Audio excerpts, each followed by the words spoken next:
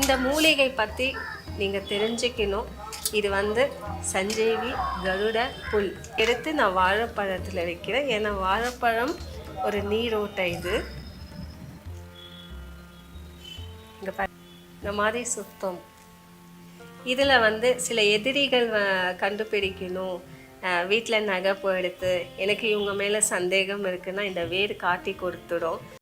சஞ்சீவி புல் செய்வனையை கண்டுபிடிக்குமா, எதிரிகளை காட்டி கொடுக்குமா, மிகப்பெரிய ஆன்மீக சக்திகள்லாம் கொண்ட புல்லாம். ஆக்சுவலாக இதுக்கு கடிகார புல், ஊசி புல் அப்படின்னு தமிழ்லையும், ஹெட்ரோபோகன் கண்டோட்டஸ் அப்படின்னு சொல்லிட்டு அறிவியல் பேரும் கொண்டது தான் இது. நம்ம ஊரில் நானே இதை மாமல்லபுரத்தில் ஷூட் பண்ணியிருக்கேன். கொஞ்சம் அந்த வீடியோ பார்த்துட்டு வந்துருக்கேன். நடக்கிற செடியை பார்த்துருக்கீங்களா?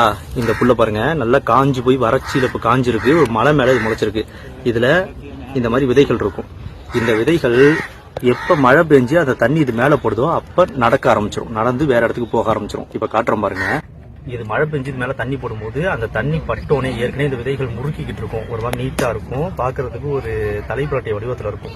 அது மேலே தண்ணி போட்டோன்னே இந்த முறுக்கெல்லாம் கொஞ்சம் அப்படியே கலைஞ்சி அப்படியே டேர்ன் பண்ணி தரையை உந்தி தள்ளி வேற ஒரு இடத்துக்கு போகும். இது பாறையை தான் முளைக்கிறதுனால பாறையில் பக்கத்தில் வேற எங்கே சின்ன கேப் இருக்கோ அங்கே போய் இதோட தலைப்பகுதி சொருகிக்கும். சொருகினதுக்கப்புறம் அதெல்லாம் நகர முடியாது, அப்படி நின்றுடும்.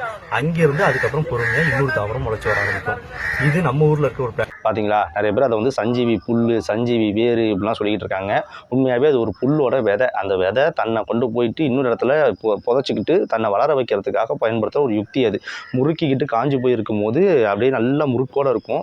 அது மேலே தண்ணி பட்டதுக்கப்புறம் ஈரப்பதம் கொஞ்சம் கொஞ்சமாக அந்த முறுக்கெல்லாம் விரிய ஆரம்பிக்கும் போது சுற்றி இன்னொரு இடத்துக்கு போயிட்டு ட்ரில் பண்ணி மண்ணுக்குள்ளே போய் புதைஞ்சிக்கிட்டு அங்கேருந்து அது முளைக்க ஆரம்பிக்கும். இது ஒரு சாதாரணமான, எப்படி மற்ற செடிகள்லாம் மற்ற மரங்கள்லாம் விதையை காற்றுல தண்ணியில் இப்படிலாம் பரப்புதோ அந்த மாதிரி இது நகர்ந்து போகிற மாதிரி தண்ணியை பயன்படுத்தி செய்கிற ஒரு சாதாரணமான முறை தான். ஆனால் அது சுற்றுதுன்ற ஒரே காரணத்துக்காக அதை வாழைப்பழத்தில் சொல்லி வச்சுட்டு எதிரியை காட்டும், செய்வன இருக்கான்றதை காட்டும்.